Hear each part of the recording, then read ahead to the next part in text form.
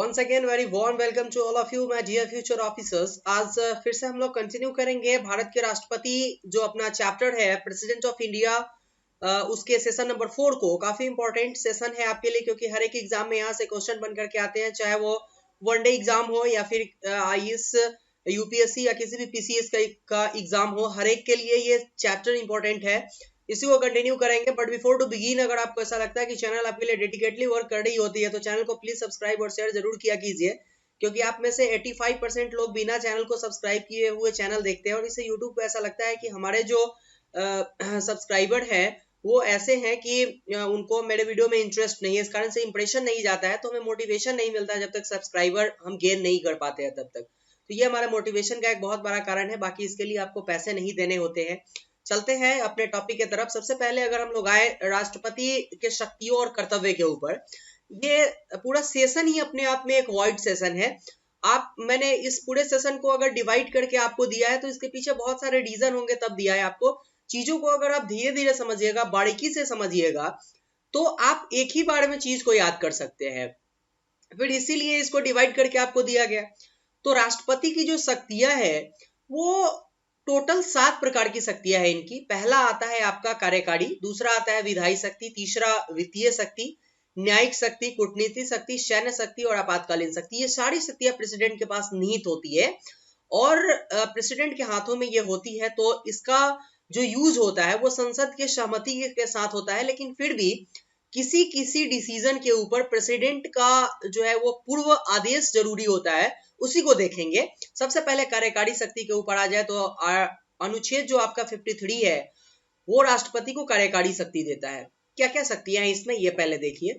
तो भारत सरकार के सभी शासन संबंधी जो कार्य होते हैं वो राष्ट्रपति के नाम से ही होते हैं। एक बात के लिए आप क्लियर हो जाइएगा। दूसरा, यह नियम बना सकता है ताकि उसके नाम से जो भी अनुदेश का पालन किया जाए वो वैध हो।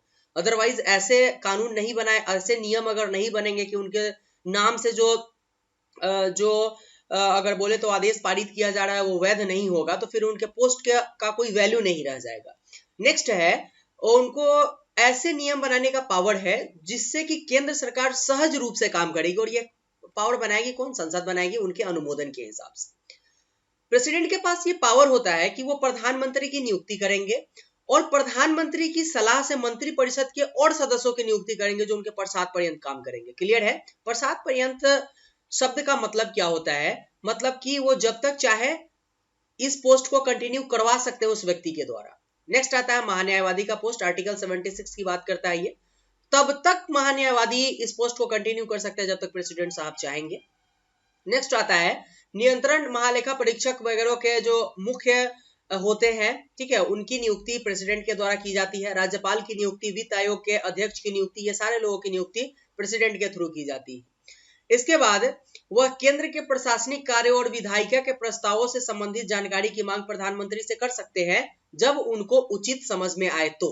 इसके बाद अब ये थोड़ा सा आपका पॉइंट नंबर 7 एक बार डिस्कस करना जरूरी है थोड़ा सा। हमारे यहाँ संसद में कुछ कार्य चल रहे हैं, प्रेसिडेंट को इसकी जानकारी कैसे होगी? वो किसके थ्रू मांगेंगे? तो प्रधानमंत्री के थ्रू मांगेंगे, और ये कभी भी कोई भी चीज मांग सकते हैं, कोई भी जानकारी ले सकते हैं उनसे। इसके बाद आते हैं 8वें नंबर पर, राष्ट्रपति प्रधानमंत्री से किसी ऐसे निर्णय का प्रतिवेदन भेजने के लिए कह सकते हैं जो किसी मंत्री द्वारा लिया गया हो किंतु जो पूरी मंत्री परिषद है ने इसका अनुमोदन नहीं किया। मान लें कि एक मंत्री है जो पेट्रोलियम मंत्री है, अब वो पेट्रोलियम मंत्री कोई ऐसा नियम बनाते हैं जो प्रतिवेदन पास कर देते हैं। अब ये डिसीजन उनके द्वारा लिया गया तो प्रेसिडेंट साहब हमारे राष्ट्रपति से, प्रेसिडेंट साहब जो है हमारे प्रधानमंत्री से इसका डिसीजन, इसका एक जो है वो प्रतिवेदन भेजने को बोलेंगे कि क्यों ऐसा डिसीजन लिया गया, और अगर ये ऐसा डिसीजन लिया गया है तो और मंत्री परिषद के सदस्यों ने इसका प्रतिवेदन क्यों नहीं किया है, ये पूछ सकते हैं हमारे प्रेसिडेंट साहब। नेक्स्ट आते हैं, वो अनुसूचित जाति, अनुसूचित जनजाति तथा अन्य पिछड़ा वर्गों के लिए एक आयोग की नियुक्ति कर सकते हैं जो हमारे पास है भी। नेक्स्ट आते हैं हम लोग 24 आर्टिकल जो है ये वीवीआई आपके लिए बनता है, क्योंकि यहाँ से जो क्वेश्चन आते हैं वो बिल्कुल हॉचपॉच लेंदी टाइप्स आते हैं क्वेश्चन। इसको डीप डिस्कस कीजिए आप, और बिल्कुल स्किप जो करके आप लोग भागते हैं ना, उससे चैनल को कुछ नहीं होता है। हो सकता है चैनल बंद हो जाए, इंप्रेशन यूट्यूब देना बंद करेगी, क्योंकि 85% लोग आप में से चैनल सब्सक्राइब किए हुए देखते हैं। फिर शेयर वगैरह भी आप लोग नहीं कर सकते, तो हो सकता है चैनल बंद हो जाएगी। लेकिन आपके पास अगर नॉलेज नहीं होगा, आपको नौकरी नहीं मिलेगी, तो आपको जिंदगी भर इस बात के लिए सोचना पड़ेगा कि एक आदमी ने एक इनिशिएटिव लिया आपको फ्री में पढ़ाने का, ठीक है ना, तो आप कम से कम फ्री में पढ़ करके जाइए, है ना। चैनल को सब्सक्राइब करना नहीं करना दूर की बातें है। सबसे पहले आते हैं हम लोग आर्टिकल 74 के ऊपर। तो राष्ट्रपति जो हमारे होंगे, प्रेसिडेंट साहब, वो मंत्रिपरिषद की गठन करेंगे, ठीक है। इसके लिए वो अध्यक्ष की नियुक्ति करेंगे जो प्रधानमंत्री होते हैं। अब राष्ट्रपति ऐसे व्यक्ति को प्रधानमंत्री चुनेंगे जो बहुमत प्राप्त दल का नेता होगा, बीजेपी, नरेंद्र मोदी, ठीक है, मोदी जी हमारे। अब मोदी जी के प्रतिवेदन पर जो विधान परिषद है, जो मंत्री परिषद है, उसके सदस्य को चुना जाएगा। क्लियर बातें हैं। अब आता है एक मेन मैटर कि प्रधानमंत्री की सलाह पर अगर ये मंत्री परिषद के सदस्य की नियुक्ति करते हैं तो उनको बर्खास्त भी तो कर सकते हैं ना, और ये करते हैं, कहीं कोई शक नहीं है। नेक्स्ट आता है कि हम प्रधानमंत्री को कैसे चुनेंगे। अगर प्रेसिडेंट हम हैं तो प्रधानमंत्री को कैसे चुनेंगे। तो नियम ये होगा कि लोकसभा में जो बहुमत प्राप्त दल का नेता होगा उसी को प्रधानमंत्री चुना जाएगा। लेकिन टर्म फिर जोड़ेंगे हम इसमें कि अगर किसी कारणवश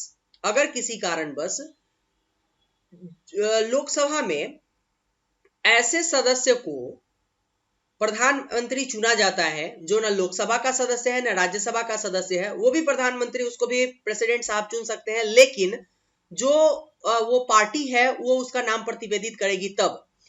अब इस कंडीशन में क्या होगा कि अब तो वो सदस्य है नहीं, तो क्या होगा, तो उसको 6 महीने के भीतर में अपना बहुमत साबित करना पड़ेगा लोकसभा में, तभी जाकर के ये पॉसिबल है। ठीक उसी तरीके से मंत्री परिषद में किसी सदस्य को प्रधानमंत्री के प्रतिवेदन पर राष्ट्रपति नियुक्त तो कर सकते हैं, ठीक है।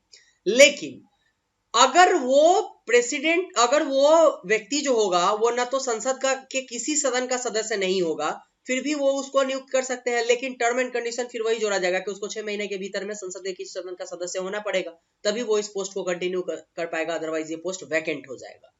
पूरा 74 आर्टिकल यही बोलता है आपको। नेक्स्ट आते हैं हम लोग। नेक्स्ट ये बोलता है वह केंद्र तथा राज्य के विभिन्न राज्यों के मध्य सहयोग के लिए एक अंतर्राज्यीय इंटर स्टेट काउंसिल जो होता है, इंटर स्टेट काउंसिल का गठन करते हैं वो। क्लियर बात है यहाँ तक। इसके बाद जो आता है वो केंद्र शासित राज्यों का प्रशासन सीधे संभालते हैं।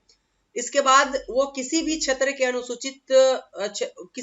को अनुसूचित क्षेत्र घोषित कर सकते हैं और अनुसूचित क्षेत्र तथा जनजातीय क्षेत्र के प्रशासन की शक्तियां वो खुद प्राप्त कर सकते हैं। ये पूरा प्रेसिडेंट साहब के पास पावर होता है। आते हैं हम लोग विधायी शक्ति के ऊपर। हमारे प्रेसिडेंट साहब के पास ये पावर होता है, वो ऑनरेबल है, संसद की बैठक बुला सकते हैं, वो कुछ समय के लिए संसद को स्थगित कर सकते हैं, अब कोरोना हुआ इस कारण, लोकसभा को विघटित कर सकते हैं, लेकिन मंत्रिपरिषद के सलाह पर। ऐसे नहीं हो सकता ये। वह संसद के संयुक्त अधिवेशन का आह्वान कर सकते हैं। कभी कोई ऐसा मैटर फंसता है, ऐसा लगे कि संसद का संयुक्त अधिवेशन बुलाना जरूरी हो गया हुआ है, तो संयुक्त अधिवेशन बुला सकते हैं। और उसकी अध्यक्षता, जब भी संयुक्त अधिवेशन होता है तो उसकी अध्यक्षता लोकसभा के अध्यक्ष करते हैं। ये पूरा बात आर्टिकल 85 में मेंशन किया गया हुआ है। नेक्स्ट आते हैं हम लोग। वह प्रत्येक नए चुनाव के बाद, जो भी लोकसभा का चुनाव होता है उसके पहले वर्ष में जो संसद का अधिवेशन होता है उसको संबोधित करने के लिए आते हैं। आर्टिकल 87 बोलता है। इसके बाद वह संसद में लंबित किसी विधेयक या अन्य किसी संबंध में संसद को संदेश भेज सकते हैं कि कोई मैटर जो फंसा हुआ है, आप इसके ऊपर वर्क क्यों नहीं कर रहे हैं। ये 86 बोलता है आर्टिकल। नेक्स्ट आते हैं हम लोग।